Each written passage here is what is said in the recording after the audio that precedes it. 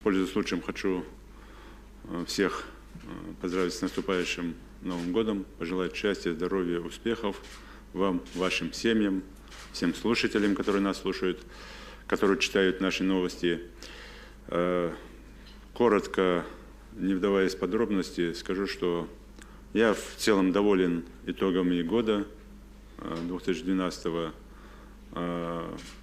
Порядка 80% тех обещаний, тех планов, которые мы себе ставили, тех задач, которые мы себе ставили на этот год, мы выполнили более чем достойно. Провели шикарное мероприятие и представили республику в хорошем свете на как юбилейный год, на всех мероприятиях, которые мы проводили.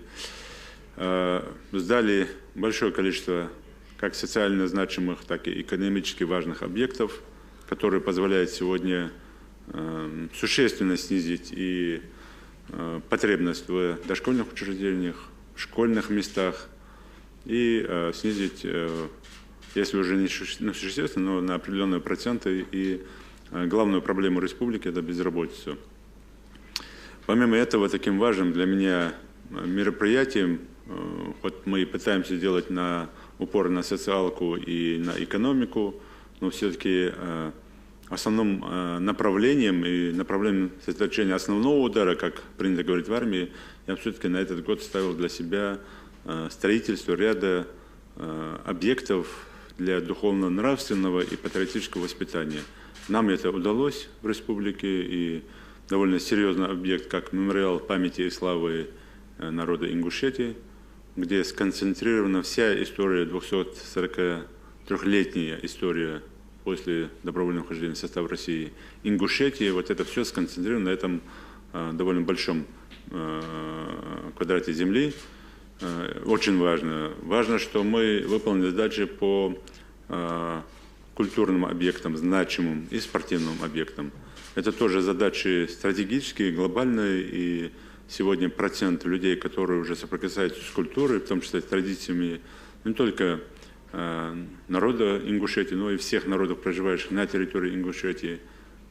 И опять же, связанные вопросы со спортом. Процент ребят, которые занимаются не только видами спорта олимпийскими, но и просто физкультурой, здоровьем или здоровым отношением к жизни в разы увеличилось. Это тоже радует.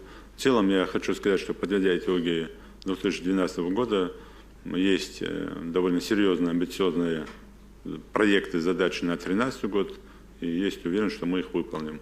А так, к уходящему году я сегодня уверен, могу сказать спасибо за то, что в этот год у нас прошел более чем успешно. В Северной Осетии убит заместитель муфти Ибрагим Тударов. В связи с этим, если мы сегодня подводим итоги года, что сделано в плане обеспечения безопасности священнослужителей в Ингушетии? И, может быть, какие-то выводы последуют после этого очередного убийства? Спасибо.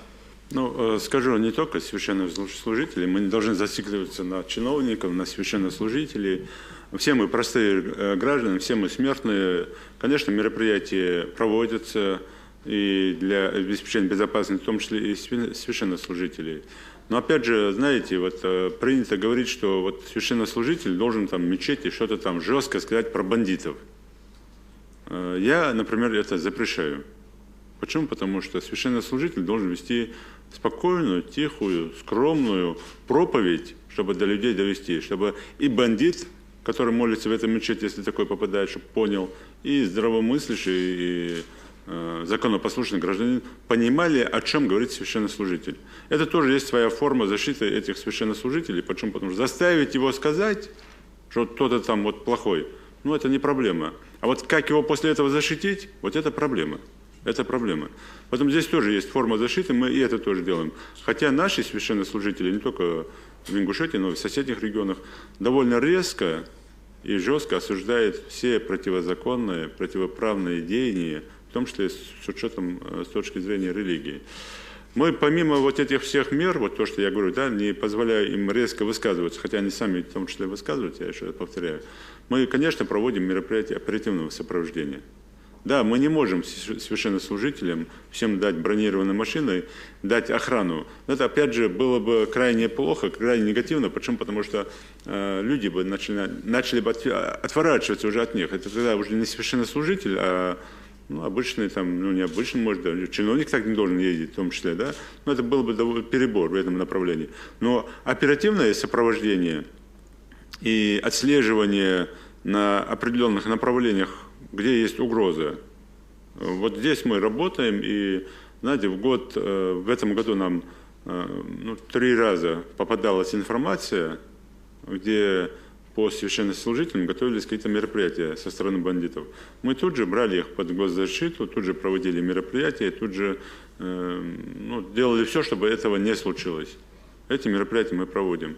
Ну и опять же есть тема по ликвидации членов бандподполья или других бандитских группировок, которые могут быть в этом замешаны. Это тоже защита и не только священнослужителей, так и граждан республики.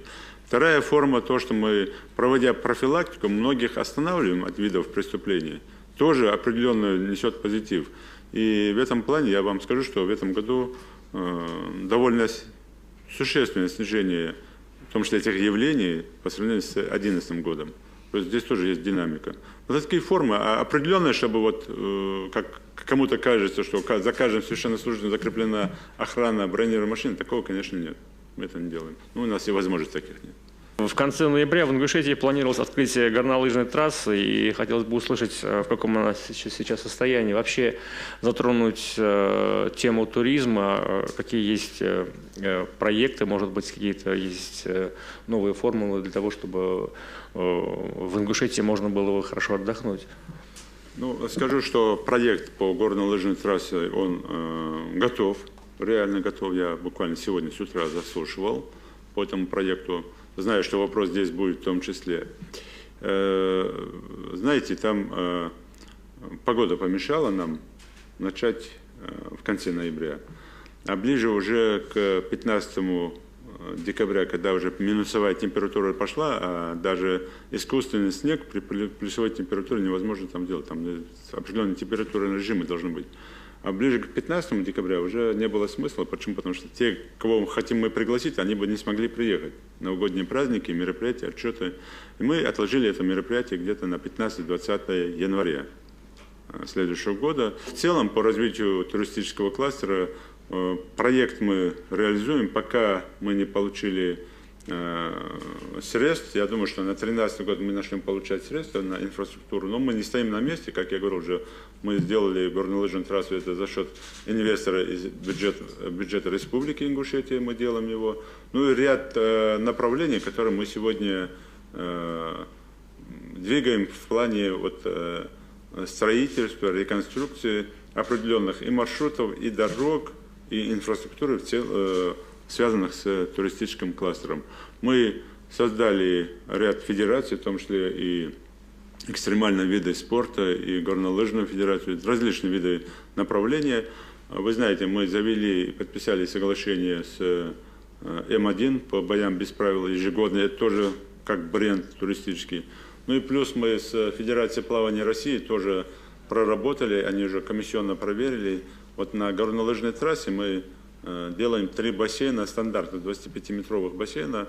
И сегодня проблема в стране со сборных стран не только по плаванию, но по всем видам спорта. Почему? Потому что в Среднегорье не хватает площадок для того, чтобы проводить сборы.